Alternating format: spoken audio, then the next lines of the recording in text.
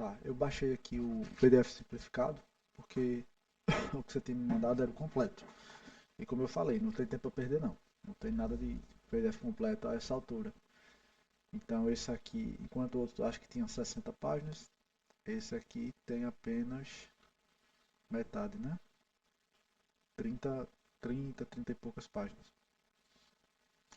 E como o edital traz de forma genérica somente o sistema tributário nacional, aí eu percebi aqui que ele trouxe o que a Constituição traz sobre esse aspecto. E a gente segue por aqui, depois eu apresento aqui rapidinho alguns mapas mentais. Começando pelas noções iniciais, eu já aproveito para mostrar aqui o seguinte. Uma coisa são tributos, outra coisa são impostos. Impostos estão dentro dos tributos. Tributos é o gênero, impostos, assim como taxas, contribuições de melhoria, empréstimos compulsórios e contribuições especiais, são espécies. Então, tem que saber as características de cada um e saber que são impostos é espécie do gênero tributos, tá? Então vai iniciar pelas noções iniciais, o conceito e funções dos tributos, depois a gente vai falar das espécies. Aí vai tratar da competência tributária versus competência para legislar, alguns princípios e imunidades e depois as repartições.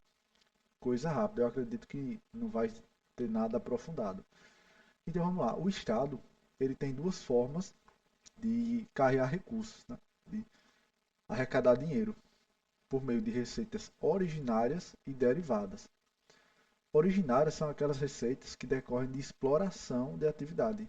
Por exemplo, as receitas da Petrobras são de exploração da atividade, porque ela está exercendo atividade e cobrando por aquele serviço.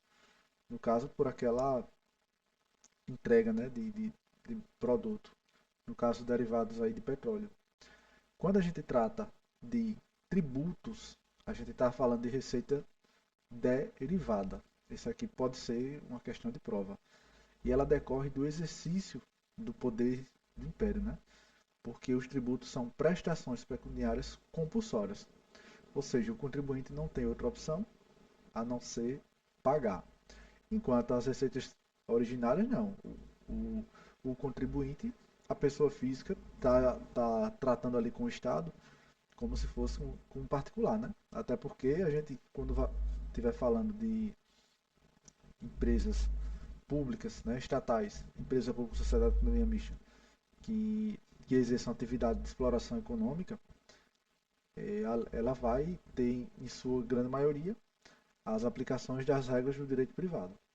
Então, tributos está diretamente ligada à receita derivada, não originária, certo? E aqui a gente tem alguns sistemas. Na verdade, com a reforma mais, tem bem mais princípios, só que os principais são esses aqui. Esses foram inseridos e alguns a gente vai ver ali logo mais na frente. Simplicidade, tem que manter a questão da tributação mais simples possível. É por isso que, por exemplo, o ICMS e o ISS vão ser substituídos por um imposto único, chamado IBS. E transparência, né? Por isso que na nota fiscal vem lá os impostos que você paga sobre determinado produto ou serviço. Justiça tributária está relacionada à capacidade contributiva, ou seja, tributar mais quem ganha mais, tributar menos quem ganha menos. Cooperação, os entes eles vão cooperar entre si para facilitar essa arrecadação. E a defesa do meio ambiente é que os tributos também devem adentrar nessa área, né, sempre que possível. Como, por exemplo, a gente vai ter a criação aí do chamado imposto do pecado, que é o imposto seletivo.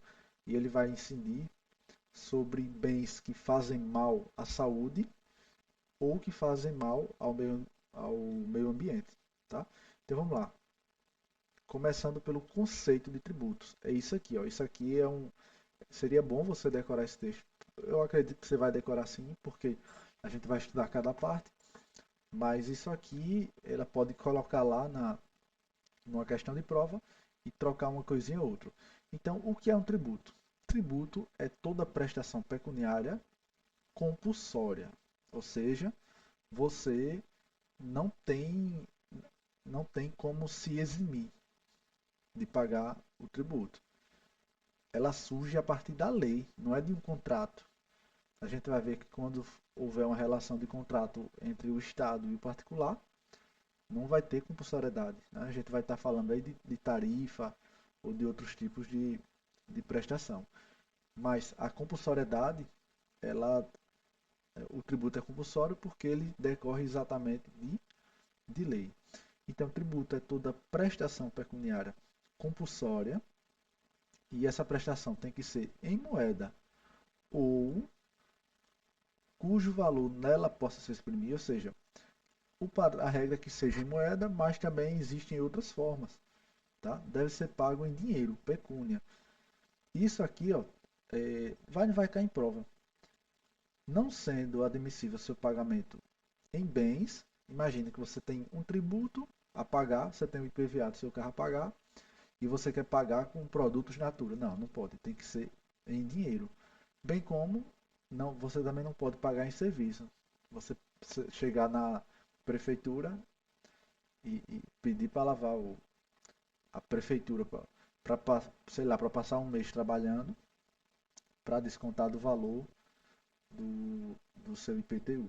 Tá? Então não se admite o pagamento in natura ou in labore, que são respectivamente pagamento em bens ou em serviços. Existe uma exceção que é a da ação em pagamento de bens imóveis, que são altas dívidas que aí você pode negociar com o Estado, se houver lei autorizativa, Estado, município ou União, e quitar aquela dívida tributária com imóveis. Continuando, que não constitua sanção de ato ilícito. Por quê? Porque essa sanção de ato ilícito vai ser a multa. Então, a multa tributária, ela tem toda esse mesmo conceito, com a diferença dessa frase aqui, ó, tá? Então, a única coisa que diferencia um tributo de uma multa é que um tributo não é sanção de ato ilícito. Continuando, instituída em lei, ou seja, essa prestação pecuniária, ela é instituída em lei, tá? Todo e qualquer tributo vai ser instituído mediante lei. Aí tem tributo, a grande maioria dos tributos são instituídos por leis ordinárias, mas alguns são por leis complementares, tá? E como a medida provisória tem força, ela se equipara à lei ordinária, é possível também a criação de tributos por medida provisória, tá? Então, ó, só para marcar aqui, na prestação diversa de sanção, os tributos não têm objetivo de punição da conduta. Seu objetivo é arrecadar fundos para o Estado ou promover regulação econômica. A gente vai ver também, não sei se ele vai trazer aqui, mas o tributo tem principalmente três funções. A função fiscal, que é a natural, é a mera arrecadação de tributos. Eu quero arrecadar para pagar as contas, função fiscal. Eu tenho a função extrafiscal, que é a regulação econômica. Por exemplo, eu quero proteger o comércio nacional. Então, eu quero que as pessoas importem menos produtos. O que é que eu posso fazer? Eu, enquanto gestor público, posso aumentar a alíquota do imposto de importação. Vamos supor que determinada alíquota era de 5%, eu passo para 30% do imposto de importação sobre determinado item. Então, a função.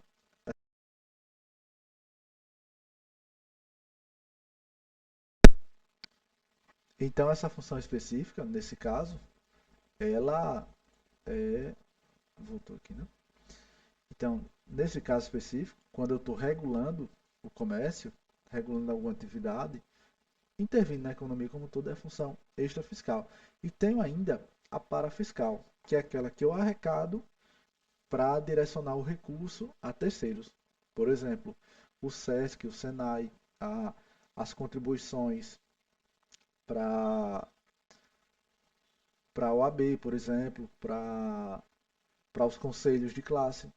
Aqui, quando você paga o conselho de classe, aquilo é um tributo, é uma contribuição que a gente vai ver mais na frente. Só que não fica com o Estado, fica com o próprio conselho. Então é o que a gente chama de parafiscal, arrecada para terceiro. E a cobrança mediante atividade administrativa plenamente vinculada, que aqui advém do direito administrativo, ou seja, não existe essa discricionariedade. Ocorreu o fato gerador, o tributo tem que ser cobrado, tá? Então, a autoridade tributária não pode deixar de cobrar um tributo por julgá-lo inoportuno ou inconveniente. Então, tributo é toda prestação pecuniária compulsória em moeda ou cujo valor nela possa se exprimir, que não constitua sanção de ato ilícito, pois não é multa, que seja instituída em lei e seja cobrada mediante atividade administrativa plenamente vinculada. Tá? Boa questão de prova essa aí. Funções do tributo. Aqui ele vai trazer, né, o que eu acabei de falar, finalidade fiscal é arrecadar, finalidade extrafiscal é regulação, como eu acabei de falar para você. Inclusive, ó, trazendo também aqui o imposto de importação. Tá? Agora, tratando das espécies tributárias em si. A gente antigamente tinha a corrente tricotômica, mas hoje é utilizada a pentapartida. Por quê? Porque nós temos 5 tributos, certo? Nós temos 5 tributos. Na literalidade, do artigo 145, são trazidos é trazida a corrente tricotômica, né? Porque ela trazia que os tributos seriam impostos, taxas e contribuições de melhoria. Mas, segundo o STF, a gente tem 5, que além dessas 3 que eu acabei de citar, temos os empréstimos compulsórios e as contribuições especiais. Tá? Vamos começar agora a estudar cada um deles. E as características vão ser diferentes. Impostos.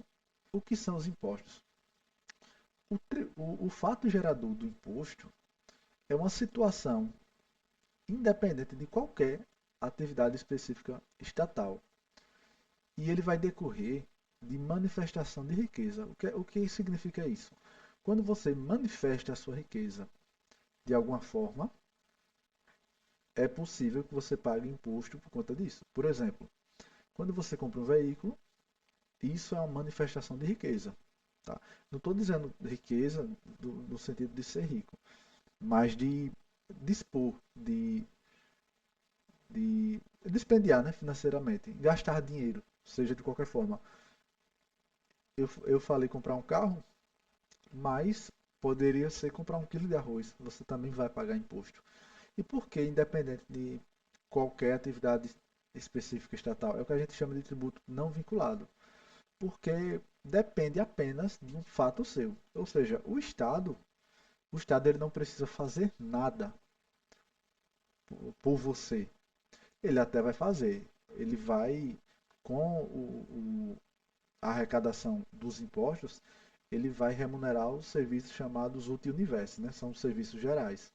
Saúde, educação, segurança. Ó, vão financiar despesas públicas gerais e universais. Agora, quando principal diferença entre as taxas, porque aí ele pode cobrar características, né? A taxa vai ser o contrário. A taxa são os chamados tributos vinculados. Por quê? Porque ele está vinculado, ou seja, o seu fato gerador está relacionado a uma atividade específica estatal. Então, uma taxa só pode ser cobrada se o Estado fizer algo por você. O imposto não. Se você fizer alguma coisa, se você manifestar sua riqueza, você pode pagar impostos por isso, tá? É possível que você manifeste riqueza e não pague imposto? É, desde que não exista uma lei instituindo tributo, por exemplo, ou que você tenha alguma isenção específica. Mas o que é que tem que declarar aqui? As características. Imposto, tributo não vinculado, porque é um fato apenas do contribuinte, são chamados tributos unilaterais, e sua arrecadação também não é vinculada, ou seja, Os impostos, em regra, poderão, poderão ser gastos de qualquer forma, tá? Por isso que eles vão para as despesas públicas e gerais, enquanto as taxas elas vão remunerar serviços específicos, tá? Como a gente vai ver aqui na frente. Vamos lá. Segundo o artigo 145, sempre que possível, os impostos terão caráter pessoal e serão graduados segundo a capacidade econômica do contribuinte. Ou seja, é o que a gente chama de caráter pessoal. O que é esse caráter pessoal? Que é tudo que está dizendo aqui. É, é o Estado olhar para a pessoa que está manifestando a riqueza e não para a coisa, certo? Então, a ideia é que se tenha uma tributação de acordo com a capacidade econômica do contribuinte, tributando mais quem ganha mais, tributando menos quem ganha menos. Agora, isso só acontece nos impostos pessoais. A maioria dos impostos que a gente tem no Brasil são os impostos reais. Qual é a diferença de imposto pessoal para imposto real? O imposto pessoal tributa considerando as características da pessoa. O imposto real tributa considerando apenas a coisa. Ou seja, quando a gente quando a União tributa tributa uma pessoa pelo imposto de renda, ela está analisando as características pessoais, ou seja, quanto a pessoa ganha. Mas quando o ICMS, por exemplo, é cobrado sobre 1 quilo de arroz, ele está tributando 1 quilo de arroz. Quem comprar vai pagar o mesmo tributo, independente de se for uma pessoa pobre ou se for uma pessoa rica, certo? Então, sempre que possível, ou seja, não é sempre, é quando possível, sempre que possível, cuidado com isso. Sempre eles tiram esse que possível e aí deixa a afirmativa errada, né? Então não é sempre, é sempre que possível. Quando der, os impostos terão caráter pessoal, ou seja, analisando as características do contribuinte, e serão graduados segundo a capacidade econômica, ou seja, mais uma tributação maior para quem ganha mais, para quem tem uma maior capacidade econômica. E para isso, é facultado, ó, outra pegadinha que pode ser aqui, a administração, se ela quiser, para quê? Para conferir efetividade a esses objetivos, né? Que objetivos são esses? É, ter deixar o mais próximo possível desse caráter pessoal e graduar o imposto segundo a capacidade econômica. Então é facultado da administração, especialmente para garantir efetividade desses objetivos, identificar, respeitados os direitos individuais dentro da lei, o patrimônio, os rendimentos e as atividades econômicas. É por isso que, por exemplo, numa declaração de imposto de renda, você coloca tantas informações lá, e não apenas o quanto você ganha. Você coloca o seu patrimônio, os seus rendimentos, suas atividades econômicas, para que a administração possa identificar melhor e tributar de uma maneira mais justa, digamos assim. E a observância do princípio da capacidade contributiva é obrigatória para todos os impostos, tá? Impostos. Cuidado. Para outros tributos não existe essa obrigatoriedade. Não existe, somente para os impostos. Apesar de que o STF considerar que qualquer tributo pode ser assim. Outro detalhe é que a Constituição não cria nenhum tributo. Ela só diz, ela só vai atribuir a competência. Ela vai dizer União. Você pode instituir IOF, IPI, Imposto de Importação, Imposto de Exportação. Estado, você pode instituir ICMS, você pode instituir TCMD. Enfim, ela vai deferir a competência tributária de cada ente, tá? Para que cada ente, ela, tipo, tipo assim, ela já separa certinho os impostos que cada ente pode criar.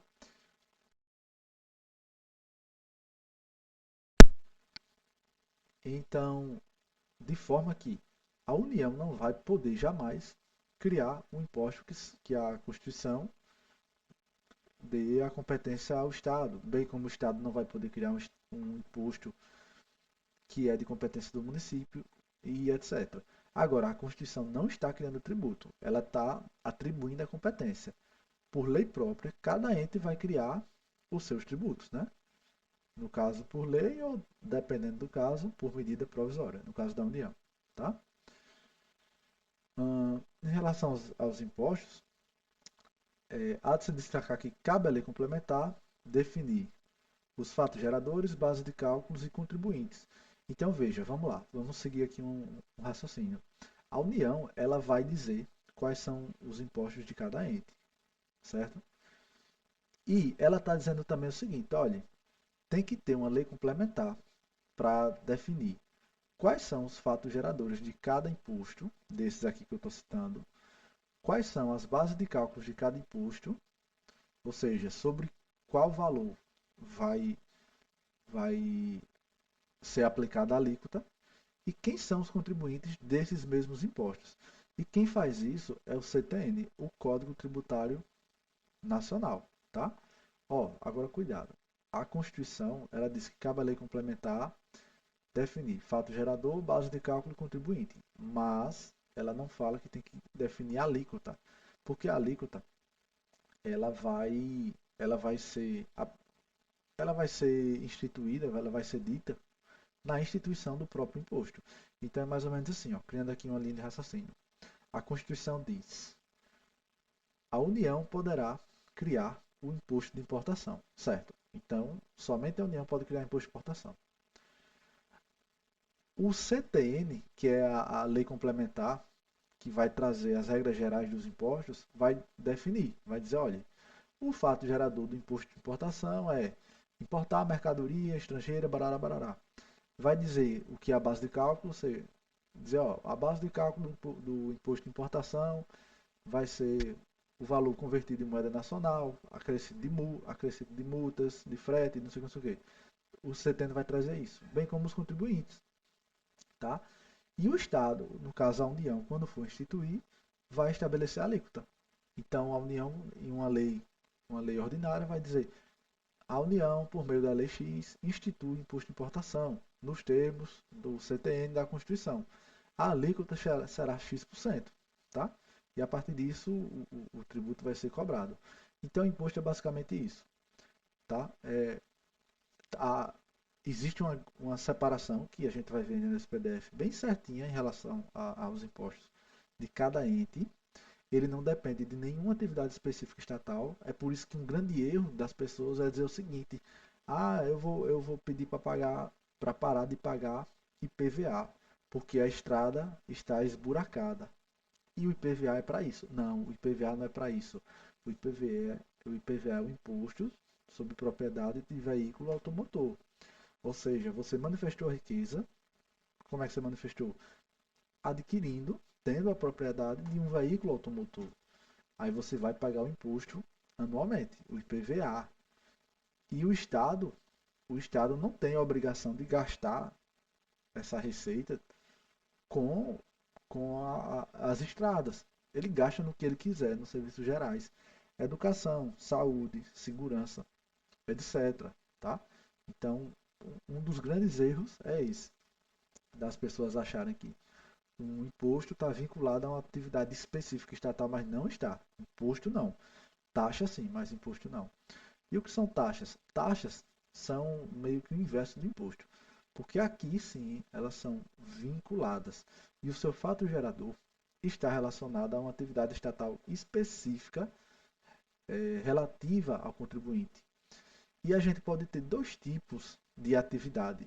A gente pode ter o exercício do poder de polícia, chamadas taxas de polícia, e a gente pode ter a utilização efetiva ou potencial de serviços públicos específicos e divisíveis, ó, serviços públicos efetivos e divisíveis prestados ao contribuinte ou postos à sua disposição.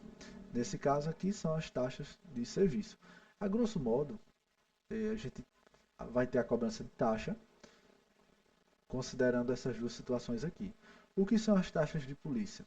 São aquelas taxas que você paga ao Estado para que o Estado exerça o poder de polícia. É como se você pagasse para ser fiscalizado, tá? Por quê? Porque determinadas atividades elas geram certo risco à sociedade. Então, é necessário que o contribuinte seja fiscalizado. E para isso podem ser instituídas as taxas, para remunerar essa fiscalização do Estado. Vou dar um exemplo aqui. A gente sabe que na prática não é assim, mas o que importa aqui é a teoria. Exemplo, taxa, qualquer tipo de taxa se encaixa aqui, tá? Ou vai ser uma atividade estatal ou vai ser exercício de poder de polícia. Você quer construir, você quer construir um prédio, então você vai ter que pagar taxas à prefeitura para ela avaliar o projeto. Por quê? Porque aquele prédio, se ele não for se ele não for feito da forma correta, conforme as leis e barará barará, ele pode gerar um prejuízo à sociedade. Então o Estado, no caso o município, tem que fiscalizar você. Aí você vai lá na prefeitura, solicita, paga as taxas, e em tese você vai ser fiscalizado por isso. Aí tem taxa do IBAMA, de tudo que você imaginar tem taxa. Até pronto, a habilitação. Você vai ter a habilitação e você paga a taxa, certo? Você paga a taxa para o quê? Para você ser avaliado, para que o Estado faça um exame e vê se você é um condutor, uma condutora que, que não vai trazer perigo aos demais veículos e aos pedestres, entendeu? Então a ideia é essa. Ou seja, as taxas políticas ficam fato gerador, o exercício regular do poder de polícia, esse é o fato gerador da taxa de polícia, né? Que é uma prerrogativa da administração de condicionar ou limitar o exercício de direito ou uso de bens particulares, em prol sempre do interesse público. Já as taxas de serviço, elas são aquelas em que o Estado vai fazer algo por você. Efetivamente ele vai fazer algo. Agora, cuidado, nem sempre ele vai fazer algo, porque basta que o serviço esteja à sua disposição, certo? Então, o conceito é importante decorar, tá? Então, pela utilização, agora veja, utilização efetiva ou potencial de serviços públicos específicos. Aí vamos por partes, né? Tá. Vamos começar aqui. Deixa eu ver se ele vai trazer. São específicos aqueles que têm, que podem ser destacados. Aí ele vai trazer aqui embaixo já. Mas tá, ó. São específicos e divisíveis. Cada um tem um conceito. Específico é aquele. Você vai pensar assim: eu te vejo, tu me vê. Tem essa frase é boa. Quando eu digo que um serviço é específico, eu estou dizendo que eu sei exatamente qual é o serviço que o ente público está prestando, tá? Ou seja, vamos dar um exemplo aqui de coleta de taxa de lixo domiciliar. É uma taxa, imagine que, geralmente essa taxa não é cobrada, mas imagine que se fosse, essa taxa funcionaria da seguinte forma. O que seria a parte específica e a parte divisível dessa taxa? A específica seria um serviço específico. Ou seja, qual é o serviço específico? Coleta de lixo domiciliar. Todo dia o carro do lixo passa na sua porta e pega o seu lixo. E o que é o serviço divisível? Aí é o contrário. É aquele que é suscetível de utilização separadamente por cada um dos seus usuários. Ou seja, o poder público ele tem condições práticas de saber todas as pessoas que, que estão se utilizando daquele serviço. Vou dar outro exemplo. Imagine que a taxa, hoje a maioria é tarifa, porque a gente vai ver a diferença entre taxa e tarifa. Taxa é um serviço público específico e divisível, tal, é imposto. Tarifa não. Tarifa é próximo de taxa, mas você escolhe se você quer participar daquilo ou não, certo? Tem determinadas taxas que a gente não pode se eximir. Então, vamos lá. Porque é justamente por isso que antigamente a contribuição, antigamente existia uma taxa de iluminação pública. Aí essa taxa foi considerada inconstitucional.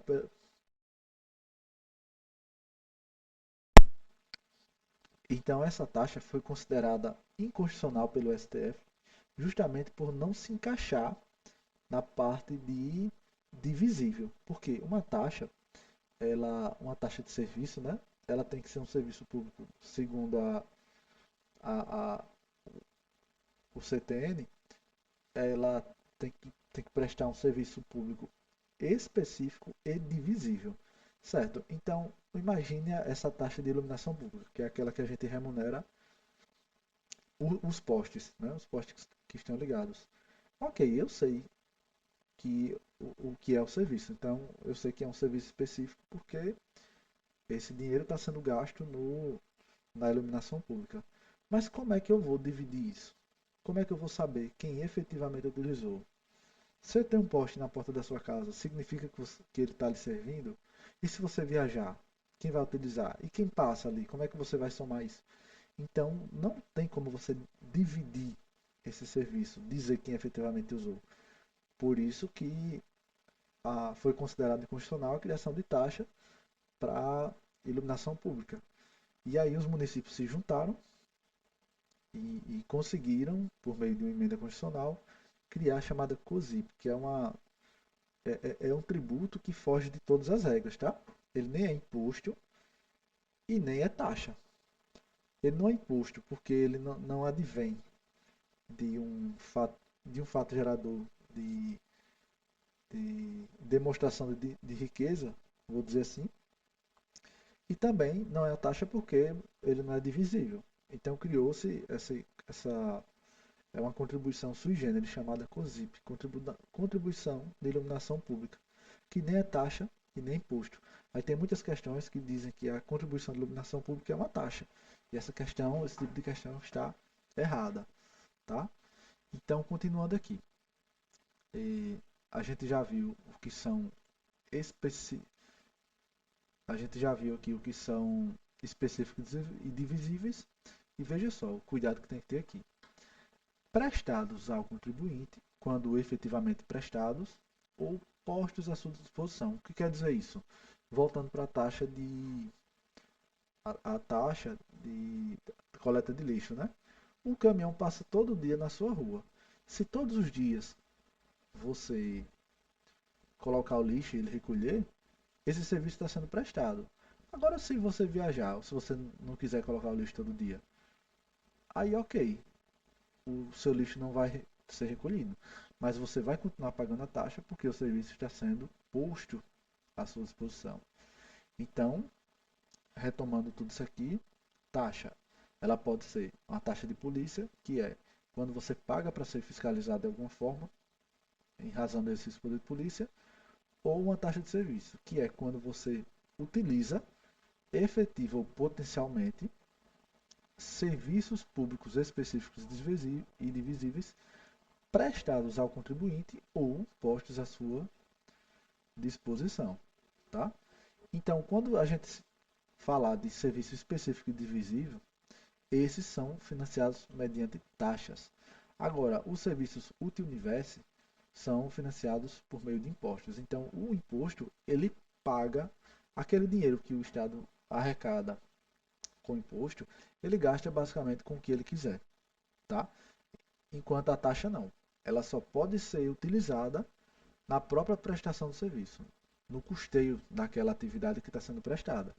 Então, uma taxa de coleta de lixo só pode ser, o Estado recebe aquele dinheiro e só pode utilizá-lo para bancar aquele serviço, certo? Para pagar os funcionários do lixo, ele não pode desviar dinheiro.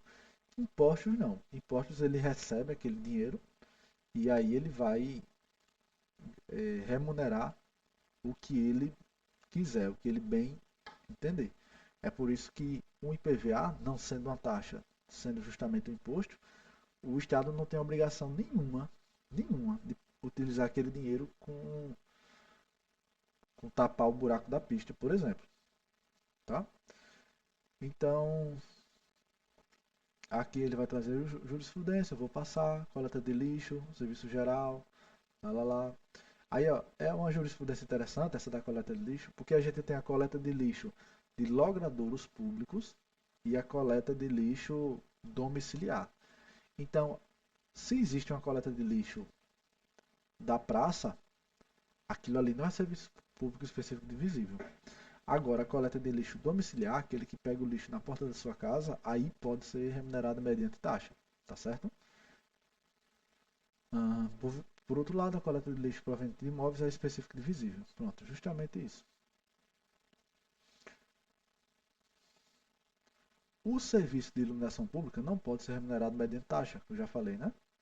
Esse é um bom exemplo de serviço geral e indivisível, porque atende toda a coletividade, não pode ser financiado por taxa. Isso aqui também é importante. As taxas não podem ter a base de cálculo própria de impostos, certo? Porque as taxas estão relacionadas ao custo de uma atividade estatal e não à manifestação de riqueza. Então, a base de cálculo de uma taxa necessariamente deve ser diferente da base de cálculo de um imposto, tá certo? E agora tem um detalhe: é possível que alguma parte dessa base de cálculo sejam parecidas, né? O que você não pode ter é exatamente a mesma base de cálculo de todos.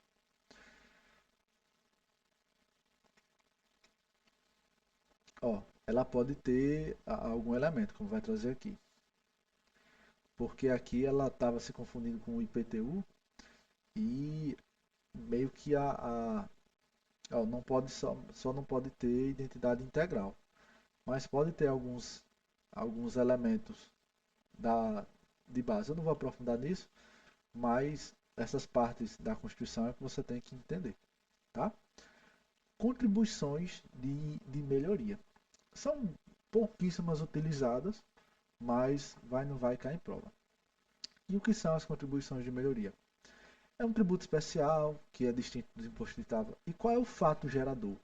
Tá, a gente sempre vai ter que entender o que é o fato gerador de cada tributo. Eu já sei que o fato gerador dos impostos é alguma manifestação de riqueza.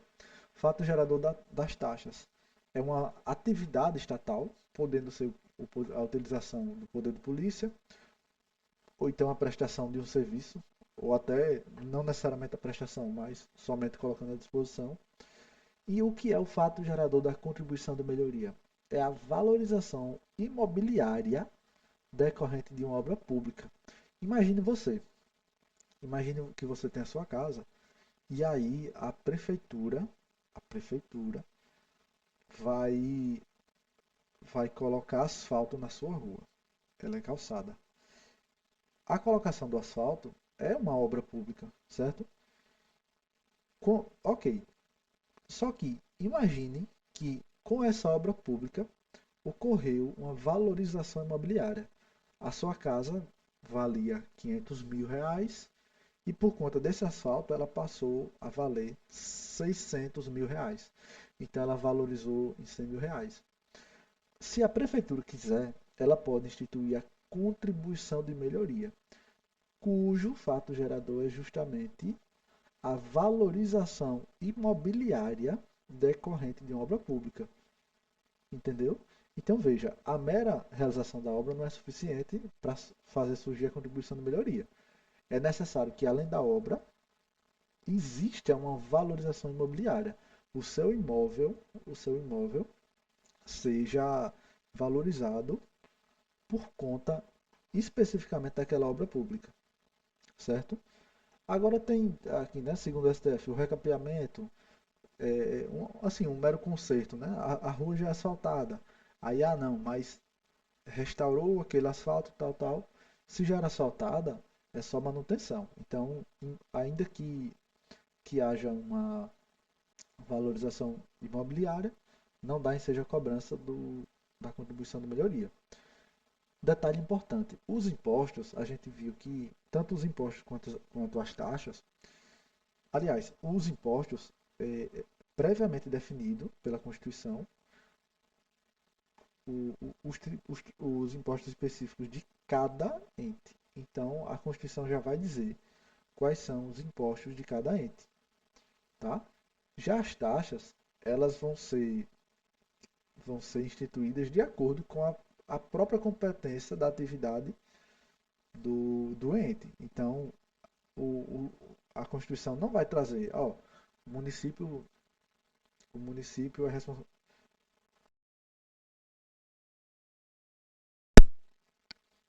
Então a Constituição não vai trazer a especificidade de cada taxa por ente, tá? Tem que observar a competência de cada ente. Por exemplo, se a União, se a União é responsável por garantir a segurança das florestas, é um exemplo só, tá? Então a União pode criar algumas taxas nesse sentido. Ah, mas o município é responsável pela limpeza dos logradouros públicos. Então ele pode instituir uma taxa. Ou seja, a taxa ela pode ser instituída de acordo com a competência que é dada a cada ente. Já os impostos não. A Constituição já diz qual é cada imposto de forma taxativa que, que cada ente vai poder instituir. Tá? Enquanto a contribuição de melhoria, ela pode ser instituída por qualquer ente. Basta que exista uma obra pública que enseje valorização imobiliária. Tá? Então, é possível que o Estado realize uma obra e valorize o seu imóvel. O Estado lhe cobra uma contribuição de melhoria, bem como o município, bem como a União. Inclusive, eles podem cobrar um dos outros. Tá?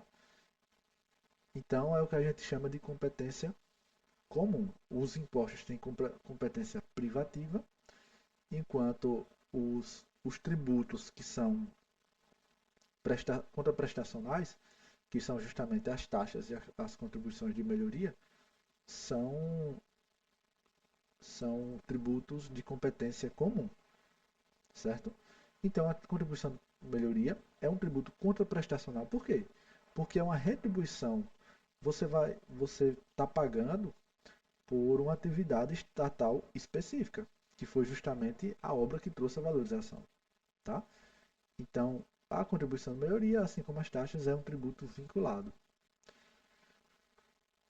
Base de cálculo. Aí tem que ter cuidado com isso, que é o seguinte: a base de cálculo da contribuição de melhoria, primeiro, o valor arrecadado pelo Estado não pode ultrapassar o que ele gastou com a obra. Então, a obra custou R$ 1 milhão, mas somando a valorização de todos os imóveis ali na região, foi valorizado em 10 milhões. O Estado pode arrecadar essa valorização de 10 milhões? Não. Pode, o limite é o gasto na obra, no caso 1 milhão. Do mesmo jeito que tem um limite individual por contribuinte. É necessário que faça uma individualização pormenorizada do quanto cada contribuinte teve de valorização no seu imóvel, certo? Então a gente tem o limite geral, que é o valor gasto na obra, e o limite individual, que é a valorização específica de cada contribuinte, de cada imóvel, tá? Então isso é a contribuição de melhoria. Tem algumas regras, mas não vamos aprofundar não. Agora a gente vai ter os outros dois tributos, que é o que vão formar a corrente pentapartida, né? Começando pelos empréstimos compulsórios. O que é um empréstimo compulsório? Apesar de ser um empréstimo forçado, ele tem natureza jurídica tributária, porque você não pode se eximir, tá? É como se a União, porque a gente vai ver que esse tributo só pode ser instituído pela União, ela vai lhe forçar a emprestar um dinheiro a ela. Então, ó, a União, mediante lei complementar, tá? Lei complementar é obrigatório para instituir empréstimo compulsório. Poderá instituir empréstimo compulsório. E a gente vai ter três situações. A gente vai ter essa segunda e duas aqui na primeira. Vamos lá, primeira situação. Atender a despesas extraordinárias, claro, decorrentes de calamidade pública ou de guerra externa ou sua iminência. Então, primeiro ponto, essas despesas têm que ser extraordinárias, né? Quando você, dentre outras coisas, provar que não tem recursos, aí você vai precisar disso. E aí você só vai poder utilizar em casos de calamidade pública, de guerra. Cuidado, a guerra tem que ser externa. Se for uma guerra interna, guerra civil, você não pode instituir um empréstimo compulsório. Do mesmo jeito que a guerra não precisa estar acontecendo. Ela pode estar iminente, tá? E outro detalhe é que... Não, eu vou continuar para não embananar. E o segundo caso, que na verdade é o terceiro, é um investimento público de caráter urgente e de relevante interesse nacional. Cuidado, o interesse não é regional, é nacional. A aplicação dos recursos provenientes do empréstimo compulsório será vinculada. Então, o que é que significa? Mais uma vez, a gente tem um tributo, não é um tributo contraprestacional, porque o dinheiro não vai estar sendo utilizado para fazer algo por você, mas a receita dele é vinculada. Ou seja, se você instituir um empréstimo compulsório com o argumento da guerra, você só vai poder utilizar esse dinheiro na guerra. Tá?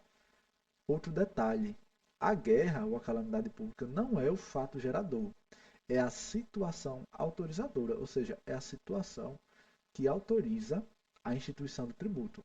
O fato gerador pode ser qualquer coisa, pode ser respirar, por exemplo. Ah, cada vez que você respirar, você vai emprestar R$ 1 para o Estado. Já pensou? Para o Estado, a União, né?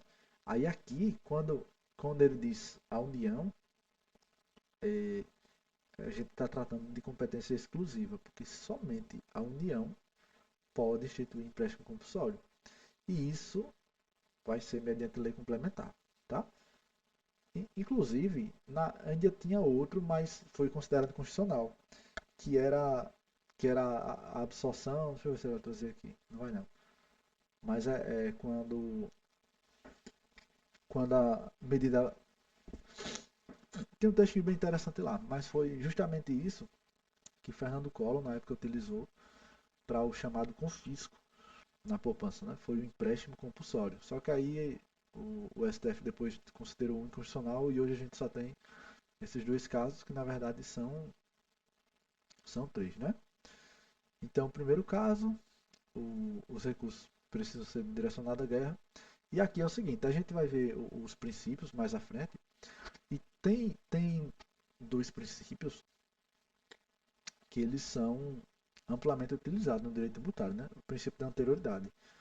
A gente tem a anterioridade anual e a nonagesimal, que quer dizer o seguinte: todo tributo que for instituído só pode ser cobrado no exercício seguinte à sua instituição. Ou seja, se o Estado, a União, o município institui um tributo hoje, ela só pode cobrar no mínimo no próximo ano. Tá? Agora, mas se instituir um tributo ali já no mês de dezembro, então vai ser menos de um mês para cobrar o tributo. Aí, para isso, a gente tem a anterioridade nonagesimal, que é justamente nesse tipo de exceção, né? Ali no finalzinho do ano. Então, se você já está no final do ano, então só pode cobrar o tributo no mínimo 90 dias após a instituição. Aí, por que ele separou o 1 e o 2 e não botou tudo numa coisa só? Porque esse primeiro caso aqui, ó, quando se tratar de calamidade pública ou de guerra, não precisa respeitar as anterioridades. Ou seja, pode instituir o tributo hoje e hoje mesmo já cobrar, tá certo? São exceções às anterioridades, nonagesimal e anual. Agora aqui, quando se tratar de investimento público de caráter urgente, a gente pensa, não é tão urgente assim, né? Já que vai ter que respeitar a anualidade e a noventena. Como eu falei, né? Arrecadação vinculada. No segundo caso, que é o de investimento, exige a observância dos princípios da anterioridade da noventena. Contribuições especiais. Aqui é um pouquinho maior, porque a gente vai ter as contribuições sociais, a gente vai ter as contribuições de intervenção de domínio econômico, que são as CIDs, e as contribuições corporativas. Grosso modo, contribuições corporativas são aquelas que você paga anualmente ao Conselho de Enfermagem, Conselho de Medicina, Conselho de não sei o quê. Tudo que for conselho é contribuição corporativa, que é no interesse de uma atividade profissional. Contribuição de intervenção do domínio econômico são tributos extrafiscais em que você quer intervir na, na economia, você quer regular a economia de alguma maneira. E as contribuições sociais são aquelas voltadas à área social, né? Então vamos começar pelo gênero, contribuições sociais. Começando pela primeira.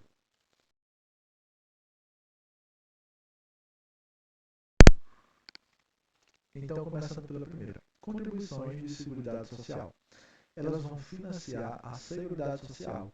E Seguridade Social é um gênero que abarca saúde, previdência e assistência social. Né? Então, a Seguridade Social será financiada pela sociedade, de forma direta e indireta, no cheiro da lei, mediante recursos, barará, barará. E de quem vai vir esses recursos para a contribuição social? Vamos lá. Do empregador, da empresa, da entidade equiparada na forma da lei. E esses impostos vão incidir sobre folha de salários e demais rendimentos. São os PIS, COFINS. Não sei se você já trabalhou com carteira assinada, mas tinha lá uma contribuiçãozinha lá, INSS. Aquilo é a contribuição sobre a receita de salário. Aí a gente tem a contribuição sobre a receita ou faturamento das empresas. A gente tem a CSLL, que é a contribuição social do lucro líquido. Tá? Então essas aqui são as contribuições do empregador e da empresa, que vão ser, repetindo, do empregador, da empresa, da entidade, sobre a folha de salários e rendimentos, sobre a receita de faturamento e sobre o lucro. E o trabalhador também vai pagar. O que é que ele vai pagar? Ele vai pagar a contribuição sobre a aposentadoria e pensão concedida pelo regime geral de previdência social. Tá? É aquele desconto do INSS que tem na folha. Essa é a parte do trabalhador. Eu também pago, todo mundo paga isso aqui, todo mundo que trabalha, né? Sobre a receita de concursos prognósticos. O que são esses concursos prognósticos? É quando você ganha na Mega Sena. Você ganha na Mega Sena, aí você vai pagar uma parte de imposto de renda, porque você oferiu renda ali, e vai pagar também essa contribuição que é voltada justamente à área social, tá? O importador também vai pagar quando você importar alguma coisa, além de todas as taxas, vai ter uma contribuição social lá no meio, que é voltada a isso aqui. E sobre os bens e serviços nos termos da lei de lei complementar, que aqui são instituídas, essas aqui vão ser instituídas pela reforma da Previdência. Tá. Então, a gente falou aqui das contribuições de Seguridade Social. Exemplos: PIS, PASEP, COFINS, contribuição social do lucro líquido, contribuição sobre folha de salário, entre outras. Contribuições sociais gerais. Quais são essas? É o segundo gênero, né? São aquelas que custeiam ações da União na ordem social, mas que não estejam compreendidas aqui, ó, na Seguridade Social. Exemplo: salário de educação, aquelas que a gente paga ao Senai, ao SESI, ao SEBRAE, quem utiliza esse serviço, né? São as consideradas contribuições sociais gerais, que quem paga isso aqui são as empresas. As empresas por exemplo, se você for fazer um curso lá, né? E a gente tem também as outras contribuições sociais, que são chamadas residuais. A gente vai ter as contribuições e os impostos residuais, que só podem sempre ser instituídos pela União e por meio de lei complementar. Sempre que você ouvir residual, lembre de duas coisas: União e lei complementar. Imposto residual, União e lei complementar. Contribuição residual, imposto e lei complementar. E aqui, se for, né, instituir uma outra contribuição social, no caso residual, ela tem que ser não cumulativa, que não precisa saber o que é agora, somente que tem que ser não cumulativa, e não pode ter fato gerador e base de cálculo própria de outras contribuições, porque senão seria bis in idem, você criar uma contribuição quando já existe uma contribuição sobre aquele mesmo fato gerador e base de cálculo, tá? Agora, cuidado, pode ter uma contribuição sobre fato gerador de imposto, aí pode, tá? Aí pode, por exemplo, o imposto de renda e aqui, ó,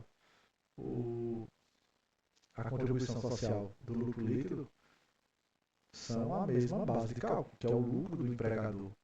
Então, sobre o lucro do empregador, sobre o lucro do empresário, ele vai pagar a contribuição social do lucro líquido, e vai pagar imposto de renda da pessoa jurídica. Ou seja, pode ter o mesmo fato gerador se forem espécies diferentes. Lembrando que já com a taxa não pode. A taxa não pode ter o mesmo fato gerador de imposto. Mas a contribuição social pode. Tá? Então, tem um detalhe aqui. Que geralmente as contribuições, como um todo, elas são de competência da União. Mas existe a possibilidade dos estados, DF e município, instituírem contribuições sociais dos servidores ativos, aposentados e pensionistas, justamente para custear o regime próprio de previdência social. Então, embora em regra seja competência da União, mas para custear o regime próprio de previdência, foi permitido que os estados, DF e municípios também criassem a contribuição do regime próprio, né? Essas contribuições poderão, veja, não deverão, elas poderão ter alíquotas progressivas de acordo com o valor base, ou seja, de acordo com o quanto recebe, ou do provento dos aposentados. Tá? Eficácia limitada. Vou ter que pausar aqui um segundo.